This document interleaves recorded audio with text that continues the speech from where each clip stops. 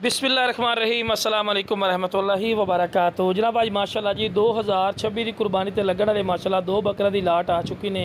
पहले नंबर पर माशाल्लाह बकरा चेक कर सकते हैं, खूबसूरत फेस ब्यूटी दे विच, तोता फेस वाइट टक दे विच, चंगी झालर और वेल भी ज़बरदस्त। और गोश्त का वजन की गल की जाए तो कम अज़ कम 23-24 किलो गोश्त है माशाल्लाह बकरा पिए ने। ठीक है मेरा भरा, और चंगा वजनी बकरे ने और माशाल्लाह फेस ब्यूटी कमाल दी और फ्रैश दो दांदे और खस्सी बकरा थे। लो बिरा चारा भी खवा के विखा रहे कि तो अच्छी तरह इन्फॉर्मेशन हो।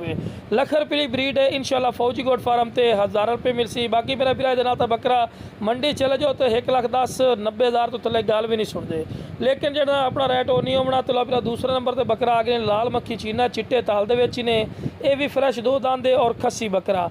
और जोड़ी डिमांड बिल्कुल जायज़ और मकबूल उसी। अगर तो फिर पता है भी ये जोड़ी अगर मंडी चले जाओ तो घट्टो घट 2 लाख 1,80,000 तो थले गल भी नहीं सुनते। लेकिन बिरा जिस भाई को चाहिए हो इंशाल्लाह स्क्रीन के नंबर जल्दी जल्दी रबता कराया है।